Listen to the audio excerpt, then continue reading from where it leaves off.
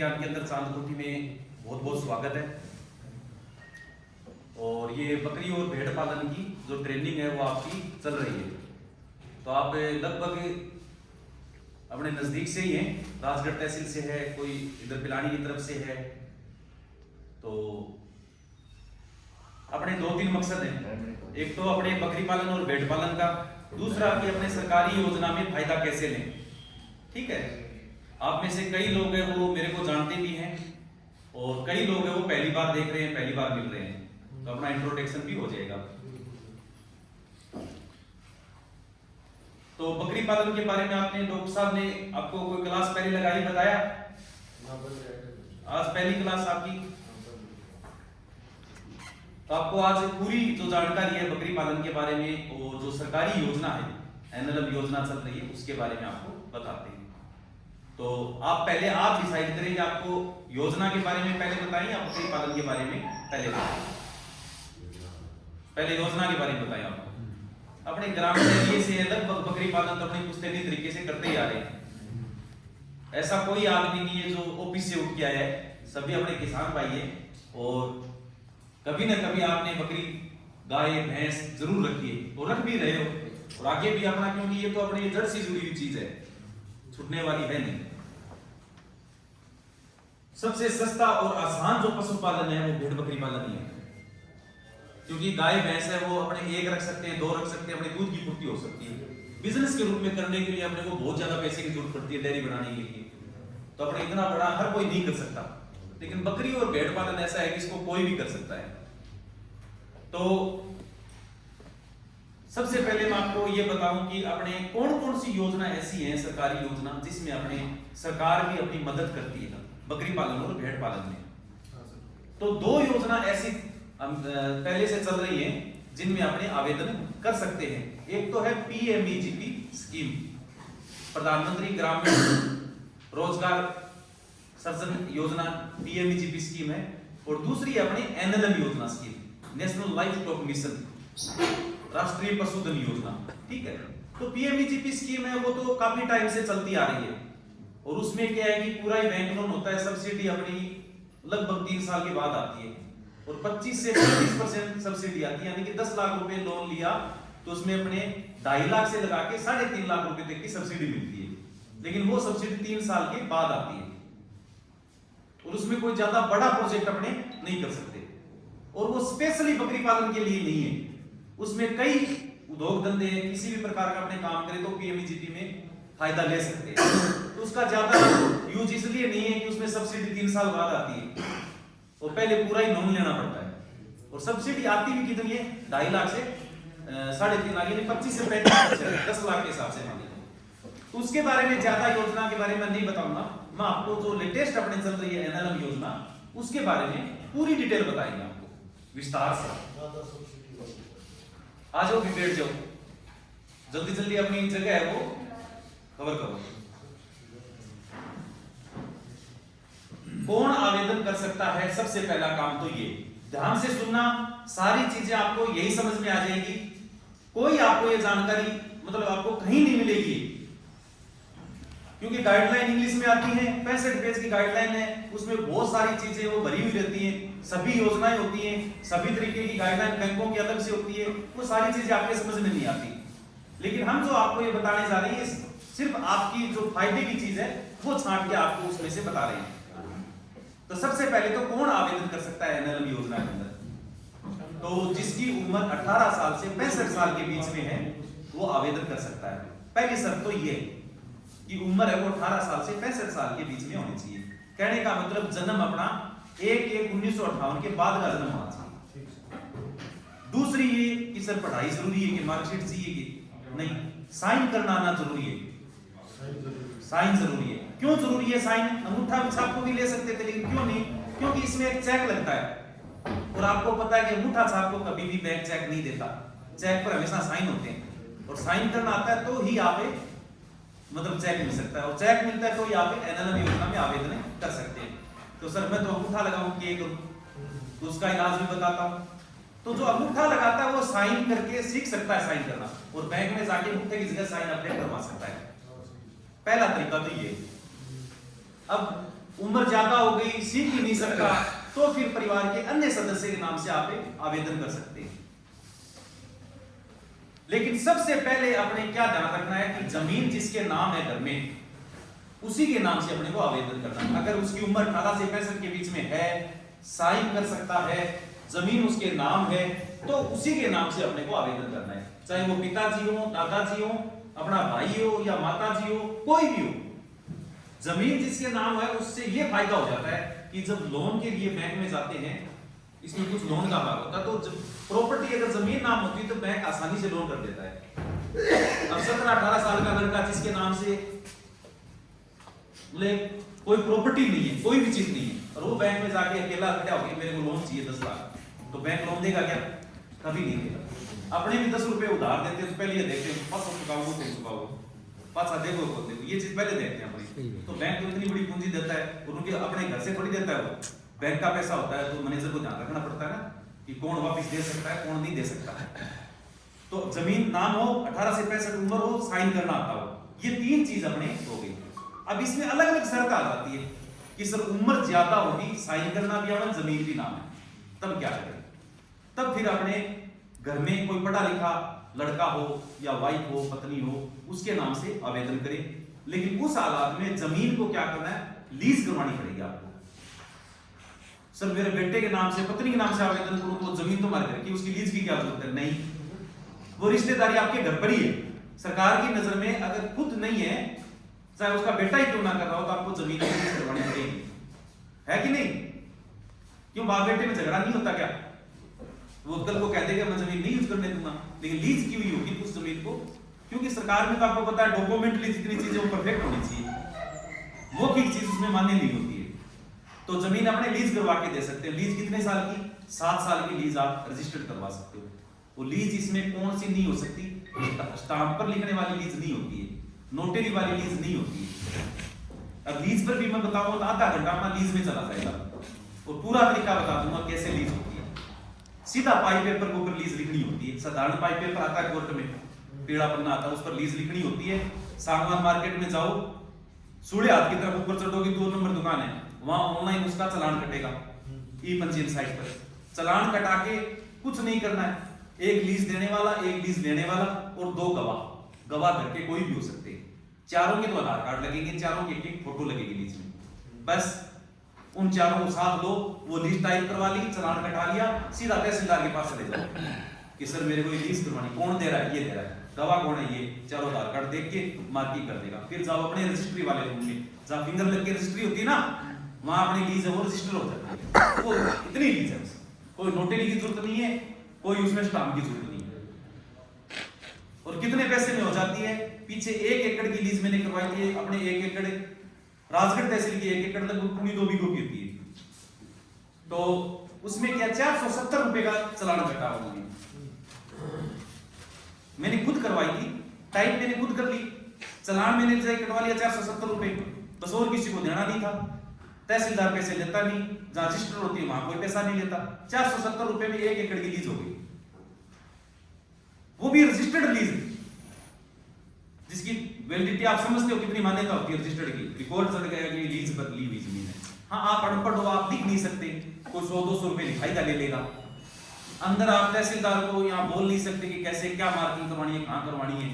तो कोई जो लिख के देने वाला है वो आपसे 400-500 रुपए आपकी फीस और ले सकता है। फिर पूरा काम फिर के घुमा के करा के देने का, चालान भी कटवा देगा, अंदर भी ले जाएगा, लिखवा भी देगा। तो 1000 रुपए के अंदर अंदर लीज मारो बन जाएगी। अब जमीन कितनी चाहिए सर? चाहे खुद के नाम हो या लीज पर लो, तो मैंने बता दिया आपको जमीन कितनी चाहिए। अब कई मेरे को मैसेज करते हैं कि सर मेरे तो 3 बीघा जमीन है, कितनी चाहिए? कोई गुट्ठा बताता है, कोई बीघा बताता है। अब बीघा पूरे भारत में कई टाइप की बीघा है, एक जैसी नहीं है ना। अपने बीकानेर संभाग की बीघा है वो 165 फुट वाली 165 फुट की बीघा होती है, और इधर झुंझुनू साइड में बीघा है वो शायद 105 फुट है या 125 105 बाई 105 की बीघा होती है, छोटी होगी ना। तो बीघों का चक्कर छोड़ दो आप, वो चीज देखो जहां सब जगह वो कॉमन है। स्क्वायर फुट सब जगह कॉमन है, फुट है ना, फुट उसका माप कॉमन सब जगह सेम है।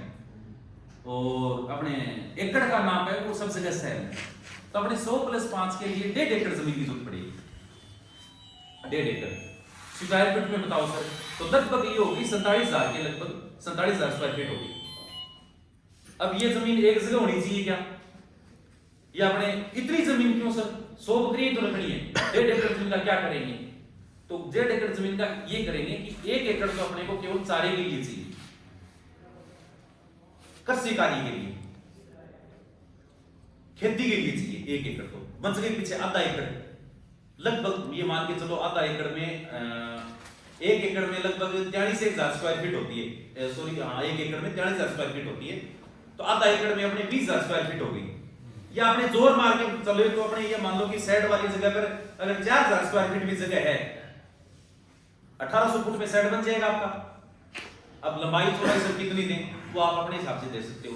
20 बाई 90 का बनाओगे तो 1800 स्क्वायर फीट हो गया ना। अब 1800 स्क्वायर फीट का शेड है तो उसके आगे बाड़ा भी रखोगे, शेड के आगे रखोगे ना, शेड के आगे मकान बना लोगे, अंदर थोड़े रखोगे बकरियां, बाहर भी निकालोगे। तो अपने कम से कम 1800 फुट का ही 3600 फुट ये मान लो डबल होना तो चाहिए नीम के हिसाब से। साइड में जितनी जगह उतनी उससे डबल जगह बाड़े की होनी चाहिए बाहर वाली जगह। तो 1800 अंदर वाली, 3600 बाहर वाली, ठीक है। 18 दूनी 36, 18 30 5400 स्क्वायर फीट हो गई। अब वहां पर एक स्टोरेज के लिए कोई फूस छानी डालने के लिए कोई 20 बाई 20 का कोई रूम वगैरह बनाओगे, टेंट टान लगा के 2 दीवार निकाल के उसमें चारा वगैरह पड़ा रहे, तो ये मान के चलो कि 6-7 हजार स्क्वायर फीट जगह होगी अपनी। अगर इतनी है तो काफी है अपनी। आधी भी को जमीन मान लो आप, आधी भी को जमीन साइड वाली जगह तो खूब अपनी, वो अपने को लेनी है बकरी फार्म के लिए। अब सर साइड के लिए जमीन तो मेरे खुद के नाम है लेकिन खेती के लिए नहीं, उसका क्या करूं? तो क्या दिक्कत है? आप चारे के लिए 1 एकड़ लीज पर ले लो, कृषि कार्य के लिए। यानी आधी जमीन साइड वाली आपकी हो सकती है खुद की, आधी आप लीज पर ले सकते हो, या पूरी भी जमीन आपकी हो सकती है खुद के नाम, या पूरी भी आप लीज पर ले सकते हो। कहने का मतलब सरकार को तो डॉक्यूमेंट चाहिए 1.5 एकड़ जमीन का। ये है 100 + 5 बकरी या भेड़ दोनों की एक ही बात है, सेम स्कीम है। जमीन में कोई किसी को टेंशन, कोई दिक्कत नहीं है ना। अब लीज वाली में एक प्रॉब्लम आती है कि जिस जमीन पर केसीसी होती है उसकी रजिस्टर्ड लीज नहीं होती, यानी वो जमीन आप दूसरे को लीज पर नहीं दे सकते जिस पर केसीसी चल रही होती है। क्यों? क्योंकि वो जमीन बैंक के रहन होती है, और जो जमीन बैंक में गिरवी होती है वो आप दूसरे को कैसे काम में लेने के लिए दे सकते हो, है ना। अगर खुद के नाम में तो कोई दिक्कत नहीं है, फिर आप अपने नाम से तो आवेदन कर सकते हो, क्योंकि आपको मालिकाना हक तो आपके पास है ही, नहर तो रहन ही है बैंक के पास, तो आप खुद तो उस पर कोर्ट फार्म कर सकते हो। लेकिन लीज किसी को दोगे तब उस जमीन पर केसीसी आपको जमा करवानी पड़ेगी, नहीं तो लीज नहीं होगी रजिस्टर्ड। इस चीज का ध्यान रखना, ठीक है। जमीन की टेंशन खत्म। अब अपने चलते हैं डॉक्यूमेंट की तरफ। या पहले आपको पूंजी के बारे में बता दूं कि कितने पैसे का प्रोजेक्ट होगा, कितना लोन होगा, कितनी सब्सिडी होगी, फिर डॉक्यूमेंट की तरफ अपने बढ़ेंगे। समझ में आ रहा है ना? बिल्कुल ध्यान से सुनोगे तो समझ में आ जाएगा। बाद में सबको टाइम भी दूंगा, आपके मन में कोई भी सवाल हो, कोई भी एनएलएम से जुड़ा हो पूछ सकते हो आप। अपने पूंजी की तरफ चलते हैं। तो लगभग मतलब आइडिया ये मानो कि 100 + 5 बकरियों का प्रोजेक्ट है, वो 25 लाख रुपए, कई 20 लाख मानते हैं, कई 25 लाख रुपए मानते हैं। पूरा प्रोजेक्ट की कीमत भी इतनी अपनी लागत आ जाएगी। तो अपने बढ़िया नस्ल की बकरी लेके आ रहे हैं और सेट भी थोड़ा ठीक बना रहे हैं, चारा वगैरह सब करके 25 लाख का प्रोजेक्ट मान लेते हैं कि 100 + 5 बकरी का 25 लाख का प्रोजेक्ट बनेगा। सरकार अपने को सब्सिडी कितनी देती है 100 + 5 बकरियों पर? 10 लाख रुपए, फिक्स है 10 लाख रुपए। अब पीछे कितना बच गया? 15 लाख रुपए बच गया। बच गया नहीं बच गया? 25 में से 15 बच गया, 10 तो सरकार अपने को सब्सिडी देगी। वो कैसे देगी वो भी बताऊंगा आपको। 15 लाख में आपको क्या करना है, आप कम से कम 10% अपने पास से लगा सकते हो। तो 25 लाख का 10% कितना हो गया? 2.5 लाख रुपए हो गया ना। 25 मतलब टोटल प्रोजेक्ट का 10% आपको अपने पास से लगाना जरूरी है। ज्यादा लगा सकते हो, कम नहीं लगा सकते, यानी 10% पूंजी खुद की होनी चाहिए प्रोजेक्ट में। तो 25 लाख का 10% 2.5 लाख रुपए होता है। 2.5 लाख रुपए आप अपने पास से लगा दिए, 10 सब्सिडी होगी, 2.5 आपनी खुद की होगी। पीछे कितना बचा 25 में से? 12.5 लाख। 12.5 तो बचा, क्योंकि 10 सब्सिडी काट दी तो उसमें फिर 15 लाख बचा। 15 में से 2.5 अपनी होगी तो 12.5 बचा। अब 12.5 लाख आप किसी भी बैंक से लोन के लिए बात कर सकते हो, ठीक है। वो लोन बैंक है वो आपको एनएलएम योजना में लोन आपको बात करनी है। कैसे बात करनी है वो भी आपको तरीका बता दूंगा, कैसे लोन मिलेगा, क्या चाहिएगा, वो भी सारी चीजें बता देंगे आपको। पहले मोटी मोटी चीजें मैं आपको बता देता हूँ, ठीक है। बैंक लोन हो गया तो अपने 25 लाख कंप्लीट हो गई, 10 सब्सिडी हो गई, 2.5 अपना हो गया, 12.5 बैंक लोन हो गया। नहीं सर मैं तो मेरी तरफ से फालतू लगाना चाहता हूँ, तो 5 लगा दो, खुद की पूंजी 5 लाख लगा दो, बैंक लोन 10 लाख हो गया, फिर कम हो गया, हो गया ना। और 10 लाख तक लोन का ये फायदा है कि 10 लाख तक लोन है वो मुद्रा योजना में हो जाता है। बैंक 10 लाख तक बैंक आसानी से कर देता है। तो 10 से ऊपर कोई लोन करता है तो उसका सेगमेंट चेंज हो जाता है लोन का, फिर उसमें वो प्रॉपर्टी की गारंटी वगैरह और चीजें मांगने लग जाते हैं।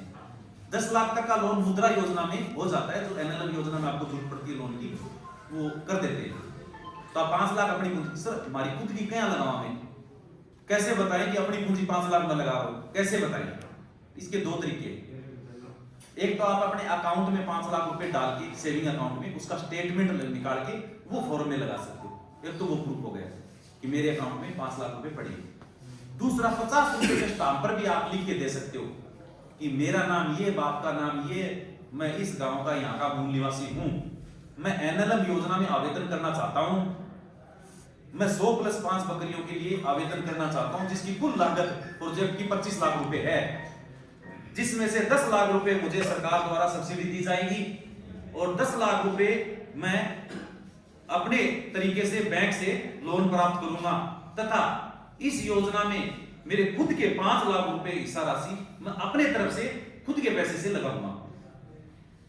मेरा बयान हुआ सब पूर्वक मैं बयान करता हूं, मेरा बयान बिल्कुल सही है। ऐसे 50 रुपए के स्टाम्प पर आप लिख सकते हैं, ये अपनी खुद की पूंजी का प्रूफ हो गया। बैंक की पूंजी का कोई प्रूफ कौन लगाना? बैंक तो वो अपने पहले बात करनी पड़ेगी बैंक से जाके कि सर मैं एनएलएम योजना में आवेदन कर रहा हूं, तो इसमें मेरा इतना प्रोजेक्ट है, इतनी मेरी सब्सिडी आएगी, इतनी मैं अपने पास से लगा रहा हूं, इतना मेरे को लोन की जरूरत पड़ेगी 10 लाख रुपए। अगर आप यस करें तो मैं फार्म भरूं, उसमें आपके बैंक का नाम डाल दूं, ठीक है। तो वो 2-3 बातें कहेंगे आपको बैंक वाले, या तो ये कहेंगे कि चलो आप कर देंगे, आप आवेदन कर दो, या फिर ये कहेंगे कि आप अपने डॉक्यूमेंट लेके आओ, क्या योजना है क्या नहीं है, प्रोजेक्ट रिपोर्ट बना के लेके आओ, ठीक है। और या फिर क्या कहेंगे कि हम किसी पशुपालन पर लोन नहीं करते, ये 3 बातें हो सकती है। तो नहीं करते हैं तब तो बात ही खत्म, अपने दूसरे बैंक में जाओ, फिर अन्य बैंक से बात करो।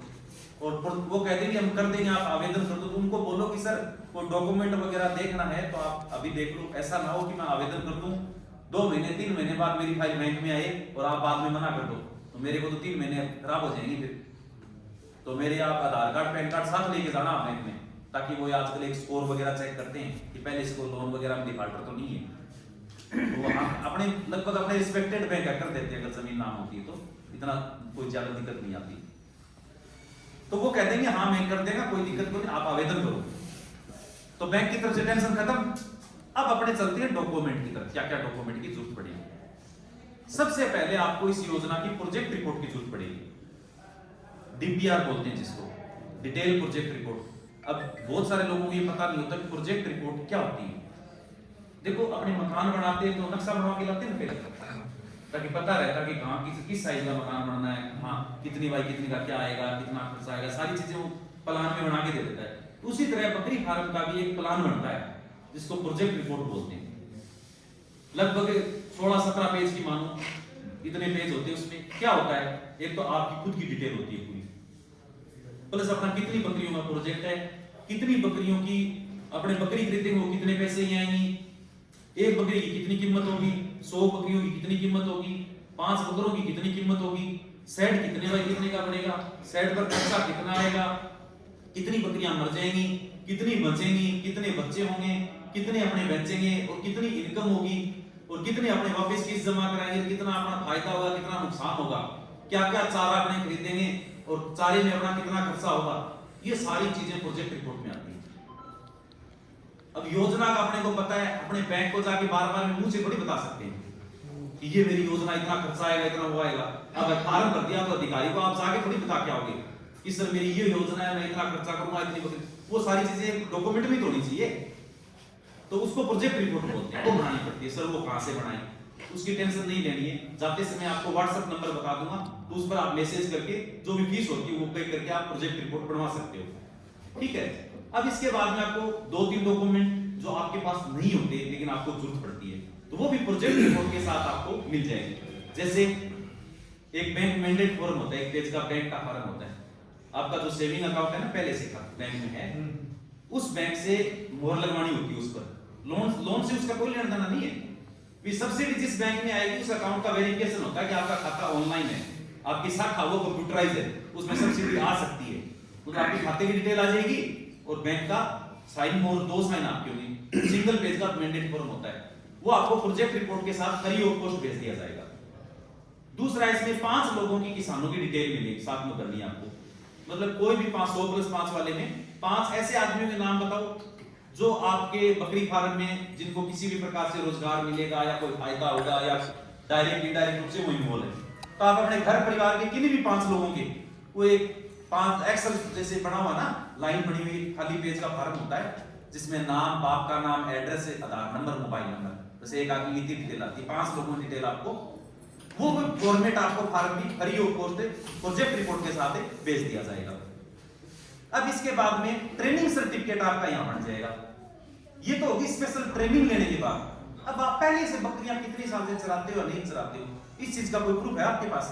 नहीं। अनुभव का कोई प्रमाण पत्र है क्या? ट्रेनिंग अलग चीज होती है, अनुभव अलग चीज होता है कि नहीं?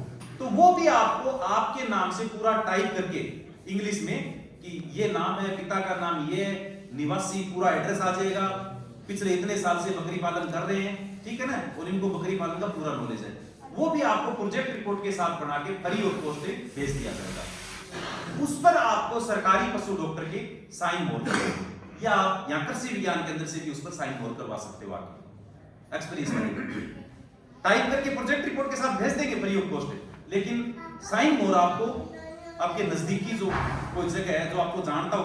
अब कोई प्रोजेक्ट रिपोर्ट बनाने वाला आपका ये तो नहीं बता सकता कि आप बकरी पाल 5 साल से बकरी पालते हो, उसको थोड़ी पता है दूर से। वो आपका लोकल एरिया का कोई सरकारी पशु डॉक्टर से आप खुद भी करवा सकते हो, या फिर यहाँ अपने कृषि विज्ञान केंद्र में अपने डॉक्टर साहब हैं इनसे करवा सकते हो, कोई दिक्कत नहीं। प्रोजेक्ट रिपोर्ट हो गई, बैंक मैंडेट फॉर्म हो गया, वो किसानों वाली 5 आदमियों की लिस्ट हो गई, अनुभव प्रमाण पत्र हो गया। ये डॉक्यूमेंट ऐसे हैं जो आपके खुद के पास नहीं होते। जाते समय आपको व्हाट्सएप नंबर बता देंगे, जिस पर आप अगर जब आपको प्रोजेक्ट रिपोर्ट बनवानी हो तो उस पर मैसेज करके बता देना कि केवी के यानी कृषि विज्ञान केंद्र चांदकोटी में सर मैंने ट्रेनिंग ली है और मेरे को प्रोजेक्ट रिपोर्ट बनवानी है, तो उस पर आपको सारी डिटेल मिल जाएगी व्हाट्सएप के ऊपर। अब बात करते हैं कि सर मेरा खुद का क्या क्या डॉक्यूमेंट लगेगा। ये तो थी अलग से बनाने वाली डॉक्यूमेंट की बात। आपका आधार कार्ड हो गया, पैन कार्ड हो गया, सबके पास है, बैंक पासबुक हो गई, वो सबके पास है, चेक बुक हो गई। अगर चेक बुक नहीं है तो आप बैंक में जाके फॉर्म भर के दिया, वो 5 साल में चेक बुक आ जाएगी। चेक इसमें ये वो चेक नहीं चलेगा जो तो बिना नाम प्रिंट का हाथों हाथ जो बैंक में देते हैं ना खाता खुलाते, वो चेक नहीं चलेगा। इसमें एक आता ना ब्लैंक चेक आता है जिसमें किसी का नाम नहीं होता, लूज चेक बोलते हैं जिसको। और कई अपने बीआरके भी ये जो ग्रामीण बैंक है ना, वो भी मतलब सीधा चेक दे देते हैं, बिना लूज चेक के भी पेन से नंबर भर के दे देते हैं, कई बार नाम प्रिंट नहीं होता। तो बिना नाम प्रिंट वाला चेक बुक नहीं चलेगा। बैंक में जाके फॉर्म भर के जो आगे से सबके जो चेक बुक आएगी ना, उस पर नाम प्रिंट होके आएगा आपका चेक में, जहां साइन करते हो वहां नीचे नाम लिखा होता है आपका साथ में, वो चेक होना चाहिए। समझ में आ गई? अब चेक हो गया, पासबुक हो गया, आधार कार्ड हो गया, पैन कार्ड हो गया, जमीन की जमाबंदी हो गई, और कोई डॉक्यूमेंट नहीं चाहिए। अगर आपके खुद के नाम जमीन है तो जमीन की जमाबंदी काफी है। लेकिन जमीन में मान लो 5 लोग हैं और सम्मिलित खाता है, सभी काश्तकारों की सेम जमीन है, तो 5 नाम तभी दिखाएगा जब आपकी जमीन में रंग नहीं भरा हुआ होता है। मतलब अभी फिक्स नहीं कि कौन सी जमीन किसकी है, जमीन है 5 की, लेकिन ये गवर्नमेंट में डिसाइड नहीं कि कौन सी जमीन किसके नाम है। मन में जचाए हुए बैठे हो, या मैं पाऊं या मेरा भाई विजय ऊपर मारो, वो बटोड़ो भाई विजय, वो मन में जचा के बैठे हो, गवर्नमेंट में रिकॉर्ड नहीं है कि कौन सी जमीन किसकी है। तो उसके लिए भी सहमति चाहिए, कोई लड़ाई झगड़ा तो नहीं है कोई जमीन के ऊपर, है ना। आप उसकी जमीन पर जाके बकरा फार्म करके बैठ जाओ, तो जमाबंदी आपकी है, मान लो कि उसमें 5 नाम है, उदाहरण के तौर पर बता रहा हूं, आपके अलावा 4 लोग और बच गए, तो उनके नाम से 50 रुपए का स्टाम्प लो और ये दिखाओ कि हम मतलब इस जो जमाबंदी खाता संख्या ये, खसरा नंबर ये, और हम 4 लोग आवेदक आपका नाम लिख के इनके साथ में सहकाश्तकार है, भी इनके साथ में हमारी जमीन एक साथ खाते में है। तो अगर आवेदक आपका नाम कोई भी मान लो राम कुमार है, राम कुमार अपने हिस्से की जमीन पर कोई भी काम करता है, किसी भी प्रकार का कोई कार्य करता, तो हमें चारों को कोई आपत्ति नहीं है। ठीक है, नीचे चारों का नाम लिख जाएगा और चारों के आगे उस पर साइन हो जाएंगे, नोटिस करवाओ बस।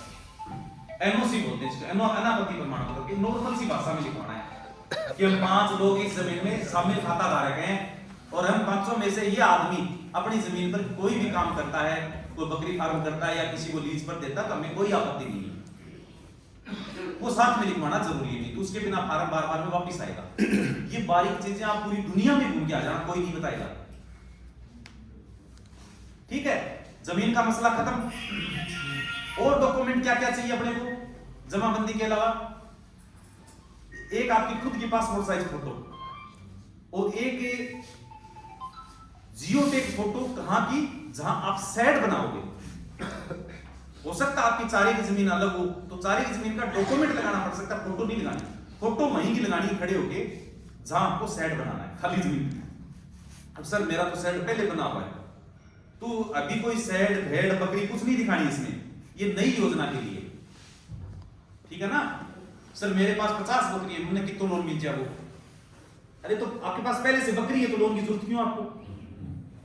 सर मेरे पास 100 बकरियां पहले से है, मेरा सेट बड़ी जाता है बनाया, मेरे को सब्सिडी चाहिए। अजीब बात है, सब कुछ पहले से है, फिर सब्सिडी किस काम की दे रहे? किसी नए आदमी को ये योजना है नए प्रोजेक्ट के लिए, जिसके पास 5-10 बकरी अपने अनुभव के लिए आप रख सकते हो, कोई दिक्कत नहीं है उसमें। 15-20 बकरियां अपने घरेलू तौर पर हो सकती हैं, लेकिन वो अभी अपने को कहीं नहीं दिखानी, न कोई सेट दिखाना, न कोई अपने को बकरी दिखानी।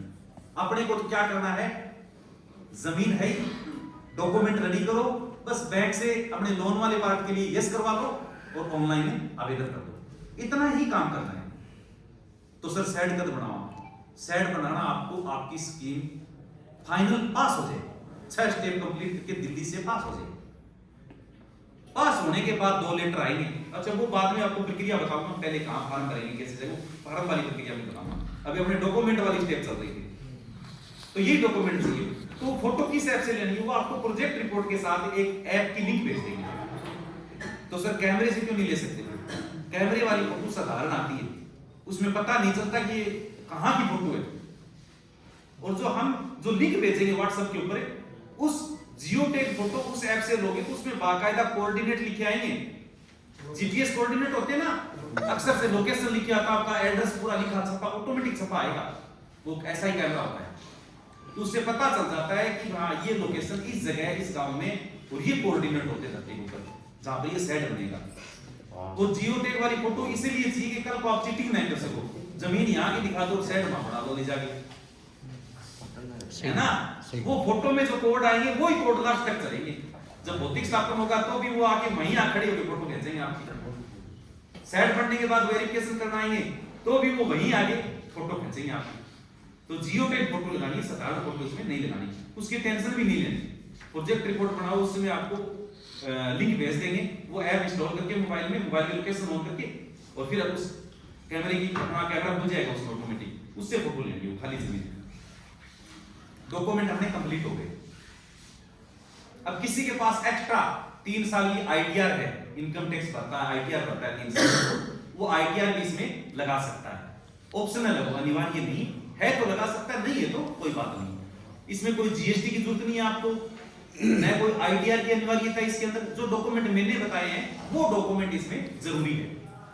अब सर डॉक्यूमेंट रेडी हो गए, जमीन भी हो गई, बैंक से भी बात हो गई, अब फॉर्म आवेदन वो सारी चीजें कहां करनी है? अब आप ई मित्र या सीएससी पे जाके एनएलएम उद्यम मित्रा की साइट है, वो आपकी प्रोजेक्ट रिपोर्ट जो आएगी उसके अंदर पहले पेज पर वो साइट का एड्रेस लिखा हुआ मिलेगा आपको। उस साइट से आप मोबाइल से लॉगिन करके पूरा फॉर्म भरवा के सारे डॉक्यूमेंट स्कैन करा के अपलोड करवा सकते हो। ठीक है, आवेदन करवाते ही आपका फॉर्म जाएगा जयपुर सिया के पास, SIA स्टेट इंप्लीमेंट एजेंसी। सरकारी जो विभाग है वहां जाएगा जयपुर। और वहां जाने के बाद अगर आपका फार्म जितने डॉक्यूमेंट मैंने बताए आपको वो सही तरीके से बढ़िया क्वालिटी में आपने लगाए हुए और डॉक्यूमेंट सारे ओके हैं, तो आपका जिला लेवल पर फार्म आएगा। यानी अपना चूरू है तो चूरू आ जाएगा, कोई झुंझुनू का तो झुंझुनू आ जाएगा। पशुपालन विभाग है ना अपने जिला स्तर पर, वहां पर वो डाक आ जाएगी उनके पास। अगर डॉक्यूमेंट में कोई कमी है, एक दो बार तो फार्म वापस आ ही जाता है।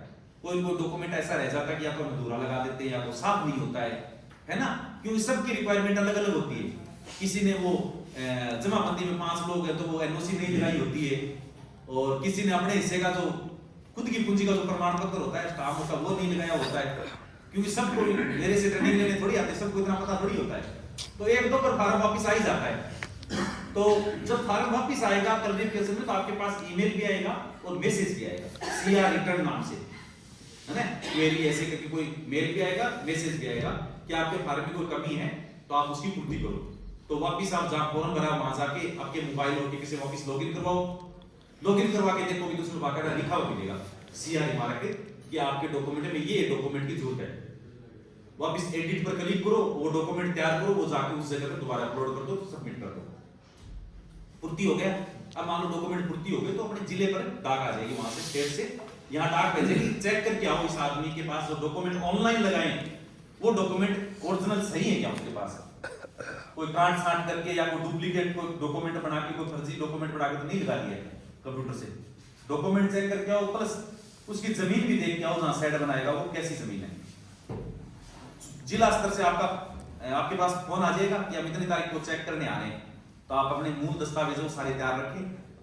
तो संपर्क में रहना, कोई डरने घबराने की जरूरत नहीं। अपने जैसे आदमी और जो ऑनलाइन डॉक्यूमेंट लगाए होते हैं वही चीज, कोई नई चीज देखने नहीं आएंगे। वो जो ऑनलाइन फॉर्म लगाते हैं वो सारों की फाइल बना लेना सब कुछ सारी चीजों की, ठीक है, क्योंकि वो डॉक्यूमेंट सारे लाख तक आपको जरूरत पड़ेगी। तो वो डॉक्यूमेंट आपके देख लेंगे, पूछ लेने के सर को क्या क्या चीज की फोटोकॉपी चाहिए। तो आजकल हर गांव में फोटोकॉपी की मशीन है, तो तुमको फोटोकॉपी करा के दे देना दो चीजें। वो ज्यादातर जमीन के डॉक्यूमेंट की, आधार कार्ड पैन कार्ड की, और एक आपके साथ फोटो खींचेगी। आपको फोन करेंगे कि आप बोर्ड लगवा लेना, तो एक पीले कलर का बोर्ड बनता है, एनएलएम उद्यम ऐसे करके योजना का पूरा नाम आ जाएगा, उसमें आपका नाम, गांव का नाम, आपका खाता नंबर, खसरा नंबर जो जमीन का है जहां साइड बना, और आपका एड्रेस। नॉर्मल सा बोर्ड बनता है, वो खुद भी भेज देंगे आपको। या आपको अगर नहीं पता है बोर्ड कैसे बनता है तो आप जो मेरा YouTube चैनल उस पर जाकर भी आप भौतिक स्थापना के बारे में जानकारी ले सकते हो, बोर्ड की फोटो मिल जाएगी उस पर, तो वो फोटो भेज देंगे आपको, ऐसा बोर्ड बना लेना। तो वो आगे की प्रक्रिया है, बोर्ड बना लिया, वो आगे आपके साथ फोटो खींच लेंगे, वही जियो टैग वाली फोटो खींचेंगे, ठीक है ना। एक आपकी सिंगल फोटो खींचेंगे, एक ग्रुप में खींच लेंगे और आपको दे देंगे ये दोनों फोटो पकड़ो। आप इनकी दो दो तीन तीन कॉपी फोटो की निकाल के और हमें दे दो, और ये डॉक्यूमेंट की फोटोकॉपी दे दो। वो देख जाएंगे डॉक्यूमेंट सही है, जमीन भी सही है, आदमी भी सही है, तो वो डाक बना के और वापिस जयपुर भेज देंगे। जयपुर जाने के बाद वो फाइल आपकी आएगी बैंक में। कौन से बैंक में? जिस बैंक से आपने लोन की बात की थी। सर उनको क्या पता चलेगा हमने कौन से बैंक से बात की थी? अरे तो ऑनलाइन फॉर्म भरेंगे ना, उस समय उसमें लोन के लिए बैंक का नाम और आईएफएससी कोड अपने को चुनना पड़ेगा, भरना पड़ेगा कि मैंने इस बैंक से लोन के लिए बात की। तो आईएफएससी कोड से आपको पता है कि ब्रांच का एड्रेस मिल जाता है, ऑटोमेटिक उस आईएफएससी कोड से उस बैंक में वो फाइल आ जाएगी। आपको इतना समझने की जरूरत नहीं है ज्यादा, ये अंदर की बातें मैं इसलिए बता रहा हूं ताकि आपको भविष्य में हो सकता है मैं दोबारा न मिलूं, तो आपको ये चीजें दिमाग में बैठी हुई हो, तो आपको प्रॉब्लम आए उस समय ये चीजें ध्यान में आ जाए। यहाँ सर ने बताया था कि ऐसे ऐसे करना है सब कुछ, ठीक है ना। तो वो बैंक में फाइल आ जाएगी, तो बैंक में अपना जो सामान्य लोन का प्रोसेस होता है, कोई फॉर्म भरा के वो सारा कंप्लीट करवा के लोन सैंक्शन लेटर आपसे अपलोड करवा दो बैंक में। अच्छा लोन अब नहीं देंगे आपको, अभी तो केवल सैंक्शन लेटर अपलोड करेंगे, वो लोन नहीं जारी होगा अभी। वो सैंक्शन लेटर अपलोड करने के वापस फाइल जाएगी आपकी जयपुर, और जयपुर से फिर हर महीने एक बैठक होती है, वहां पर मीटिंग होती है, वो सैंक्शन करके साइन करके आपकी फाइल भेजेंगे सेंट्रल गवर्नमेंट को, और सेंट्रल गवर्नमेंट से आपकी फाइल पास होने के बाद आपका एक वहां से लेटर आपके लोन वाले बैंक में आएगा, ठीक है। और एक लेटर जाएगा सीडबी के अंदर, जो अपने को सब्सिडी जारी करेगी, सरकारी जो बैंक होता है उसमें बैंक में आएगा कि आप इनका कम से कम 25% से ज्यादा लोन की राशि वो जारी कर दो इनकी। अब बैंक आपका लोन जारी करेगा, वो लोन जारी करके लेटर बना के भेज देगा। आधा लोन नहीं, ज्यादातर आधा ही देता है पहले कि आप सेट बनाओ, बकरियां लाओगे तो आधा और दे देंगे आपको। अपने को तो काफी है, अगर 10 लाख लोन है तो 5 लाख रुपए अगर बैंक लोन पहले जारी कर देता है तो सेट बढ़ जाएगा आराम से 100 प्लस 5 लाख, 5 लाख की बढ़िया बढ़िया बढ़ जाएगा, लगेंगे नहीं इतनी। तो अपना सेट बन गया। सेट बनने के दौरान बैंक ने वो लेटर भेज दिया कि हमने इनको आधा लोन है वो जारी कर दिया है और इन्होंने सेट बनाना शुरू कर दिया है, तो आपकी आधी सब्सिडी है वो बैंक के लेटर भेजने के बाद आधी सब्सिडी आपके अकाउंट में आ जाएगी। आधी का मतलब 10 लाख में से 5 लाख सब्सिडी है वो आपके खाते में आ जाएगी। अब अपने को क्या पूरा वर्क कंप्लीट करना है। अब बाद में बैंक भी वो आधा लोन दोबारा और जारी कर देगा, अपना सेट बनने के बाद बकरियां लाना चाहेंगे ना, तो 5 लाख तो सब्सिडी आ गई, 10 लाख अपना बैंक लोन हो गया, 5 लाख अपनी खुद की पूंजी होगी, तो अपना 20 लाख हो गया ना पूरा। भी 5 सब्सिडी तो बची, बाकी तो बैंक ने पूरा लोन जारी कर दिया, आधी सब्सिडी आ गई और अपना खुद का हिस्सा भी पेमेंट हो गया। तो अब अपने को पूरा काम उससे कंप्लीट करना है, सेट बना लिया, पूरी बकरियां ले आए, सारा काम कंप्लीट कर दिया। अब उसका भौतिक सत्यापन होगा कि आपने सारा काम सही कर लिया या नहीं कर लिया। अधिकारी आएगा ये जिला स्तर से अपने और वो एक फॉर्म भर के ले जाएंगे भी सेट बन गया है, बकरियां खरीद ली है, सारी चीजें कंप्लीट है, चारा वगैरह का पानी की व्यवस्था है। अब आपकी आधी बची हुई सब्सिडी है वो हो रहा है। कहने का मतलब आधी सब्सिडी आपकी पहले आएगी, आधी सब्सिडी आपका प्रोजेक्ट कंप्लीट होने के जस्ट बाद में आ जाएगी। ये है एनएलएम का पूरा प्रोसेस। मैंने A to Z जानकारी आपको बता दी है। अब एनएलएम के बारे में आपके मन में कोई भी सवाल है तो आप पूछ सकते हो एक एक करके। फिर अपने बकरी पालन के बारे में बढ़िया बात आपको बताएंगे। बकरी आप कहीं से भी ले सकते हो, ठीक है, कहीं से भी बकरियां ले सकते हो।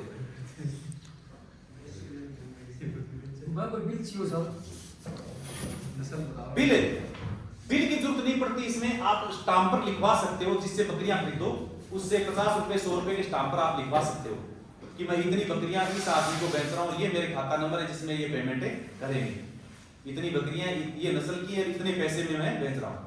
वो आप एस्टिमेट बना के पहले भी दे सकते हो बैंक में, जब वो लोन जारी करे ना तो बैंक वाले सीधे भी डाल देंगे पेमेंट उसके खाते में, कोई दिक्कत नहीं। अगर आप जहां से बकरियां खरीदो तो आपको उनसे एस्टिमेट ला के देते हो सर मैं इनसे बकरियां खरीद रहा हूं, बैंक डायरेक्ट पेमेंट डाल देगा उसके खाते में। 2 जगह से खरीद लो, 3 जगह से खरीद लो, कहीं से भी खरीद लो आप। और बताओ जो साइड के बारे में बताइए सर। 1800 foot area. हाँ, 100 प्लस 5 बकरियों के लिए अपने को 1800 स्क्वायर फीट लंबाई चौड़ाई आप अपने हिसाब से डिसाइड कर सकते हो। बाकी बेसिक चौड़ाई है वो 20 फुट से 30 फुट से 20 से 30 फुट के बीच में होनी चाहिए, 30 फुट से ज्यादा चौड़ा नहीं होना चाहिए। अगर 20 बाई 90 का बनाते हो तो दोनों में 1800 स्क्वायर फीट फिक्स हो गया। उसमें 3 या 4 पार्टीशन कर दो अंदर अंदर। जो ज्ञापन बकरियां उनको अलग रखो, बच्चे जन्म ले रही उसके लिए छोटा बड़ा अलग रखो, और जो बकरे हैं उनको अलग रखो, और जो आगे के लिए ज्ञापन होने वाली पार्ट है उनको आप अलग रखो। 3-4 सेक्शन उस बाड़े के अंदर बीच में पार्टीशन करके आप रखो। सेट पूरा बन गया, अंदर जालियां लगा दो, पार्टीशन कर दो अंदर। उससे ये फायदा होगा सर लोन जारी जैसे 25 लाख एस्टिमेट का बता रहे हो। हाँ 50 लाख का होगा, इसमें कितने? अच्छा, अगर किसी को 200 प्लस 10 बकरियों करना जिससे सारी चीजें इससे डबल हो जाएगी। जमीन है वो 1.5 से 2.5 एकड़ हो जाएगी। बाकी प्रोजेक्ट अपना 25 लाख से फिर 50 लाख का हो जाएगा। लोन डबल हो जाएगा, सब्सिडी डबल हो जाएगी, अपना खुद का हिस्सा डबल हो जाएगा। 200 प्लस 10 के लिए जमीन 2.5 एकड़ हो जाएगी। अगर किसी को 300 प्लस 15 बकरियों करना है तो इसको 100 प्लस 5 वाले को 3 से गुणा कर दो हर चीज को, जमीन 3.5 एकड़ हो जाएगी। सब्सिडी परसेंट तो यानी कि परसेंट तो कम से कम 50% है, या फिर मैक्सिमम 10 लाख 20 लाख 30 लाख 40 लाख 50 लाख। 100 बकरियों से 500 बकरियों तक ऐसे फिक्स है। 100 बकरियों पर आपको 10 लाख से ज्यादा सब्सिडी नहीं मिलेगी। 210 बकरियों वाले पर 20 लाख से ज्यादा सब्सिडी नहीं मिलेगी। 300 प्लस 15 वाले प्रोजेक्ट में आपको 30 लाख से ज्यादा सब्सिडी नहीं मिलेगी। 400 प्लस 20 बकरी वाले में 420 का मतलब 400 बकरी 20 बकरे, इसमें आपको 40 लाख से ज्यादा सब्सिडी नहीं मिलेगी। और 500 प्लस परसेंट का मतलब ये होता है कि अब आप ये मान लो कि 25 लाख का 50% कितना हो गया, तो 12.5 सब्सिडी होती है। सरकार मैक्सिमम 10 लाख देती है, तो सर हम 20 का ही प्रोजेक्ट बना लेंगे, तो 20 में प्रोजेक्ट बढ़ाओगे तो आप लेबर चार्ज दिखाओगे कि नहीं दिखाओगे? अनाज दाना खरीद के लोगों को दिखाओगे कि नहीं दिखाओगे? डबल दिखाने का। मेडिकल वगैरह का खर्चा दिखाओगे नहीं दिखाओगे? तो 3-4 लाख रुपए तो वो हिसाब है जिस पर सरकार सब्सिडी नहीं देती इसमें। तो 20 लाख में अपना पूंजी बचेगी 16 लाख रुपए। तो 16 लाख का आधा कितना हुआ? सब्सिडी कितनी आएगी? 8 लाख रुपए। 25 लाख का इसीलिए बढ़ाया जाता है कि इसमें 4-5 लाख रुपए तो ऐसी पूंजी हो जाती है जिस पर सरकार सब्सिडी नहीं देती है, लेकिन उसको जोड़ना जरूरी है। सर बीमा भी होगा बड़का? बिल्कुल, हर बकरी का इंश्योरेंस बीमा होगा और करवाना भी जरूरी है। हाँ सही तो बहुत जरूरी है। मन में भय होता कि हर साल बीमे के पैसे कैसे लगेंगे, नहीं लगे, कितने लगेंगे? 5% से 7% के बीच में आपके पेमेंट लगेगा। मान लो एक उदाहरण बताता हूँ, 10,000 रुपए की बकरी है मान लो, तो 500 से 700 रुपए के बीच में उसकी फीस लगेगी 1 साल की। और मान लो मर गई तो कितने मिलेगी? वो जो पूंजी डिसाइड करी है ना 10,000 रुपए उसकी कीमत, वो 10,000 पूरे मिलेंगे आपको। जब बीमा करोगे तब अपना सरकारी डॉक्टर आके उसकी कीमत निर्धारित करके जाता है। सर मेरी तो 35,000 की लेडी है सिरोही बकरी, आपकी तो 1 लाख रुपए की लेडी होगी, उससे क्या फर्क पड़ता है? मार्केट में उसकी वैल्यू कितनी है वो सरकारी पशु डॉक्टर बता के जाएगा, और उसी के आधार पर आपका प्रीमियम भी लगेगा।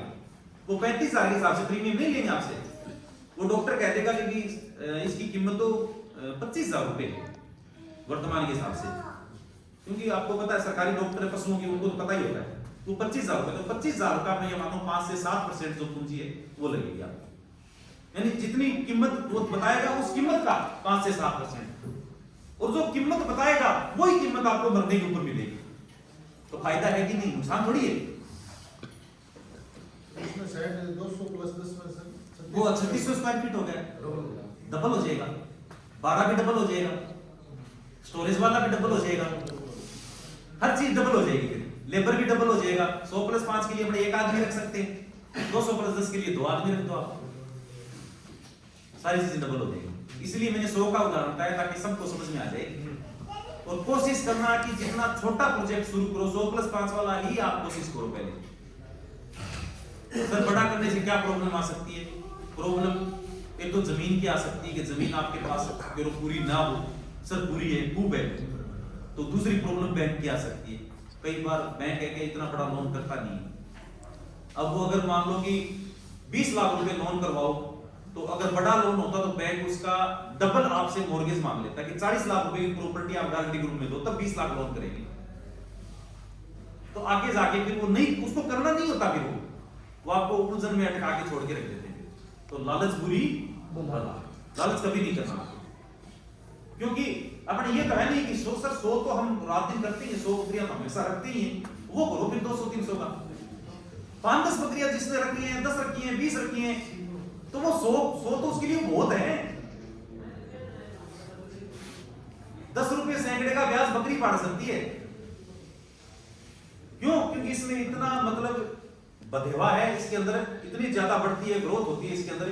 प्लस अगर बढ़िया किस्म की बकरी हो ना, तो साल में 3 बच्चे मान के चलो, एक बार 2 लिए तो एक बार 1 लिए मान लो, एवरेज निकाले उसके, तो साल के 3 बच्चे तो मान के चलो आप, 2 से 3 बच्चे बकरी की क्वालिटी जानो बढ़िया बढ़िया। अपने राजस्थान की जो नस्लें हैं उसमें सिरोही है, सोजत है, गुजरी है, जखराना है, ये जो नस्लें अपनी राजस्थान की, अजमेरी है, ये राजस्थान की नस्लें हैं। इसमें अपने सिरोही में भी ये जो अजमेरी नस्ल है, गुजरी नस्ल है, सिरोही नस्ल है, ये लगभग एक जैसी सी है।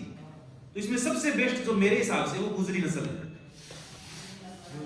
हाँ, सिरोही जैसी होती है, जिसको नहीं पता होता वो तो सिरोही समझेगा उसको, लेकिन इसमें थोड़े काले धब्बे टाइप के होते हैं, लाल रंग की होती है। बकरी रखना ना तो ये हमारी 8-10 बंद रहेंगे और वो सारा नया कर्मचारी है। अच्छा, 15-20 है। हर आदमी ये तो है नहीं कि 100 बकरी सिरोही की या सोजत की लाके लेके आएगा तो बहुत ज्यादा पैसे लगेंगे। आप ये 50 बकरी सिरोही की लिए और आपने ये मानो कि 50 आपने देसी रखी, देसी बकरियां, अपनी देसी बकरियों में काफी अच्छी बढ़िया ब्रीड।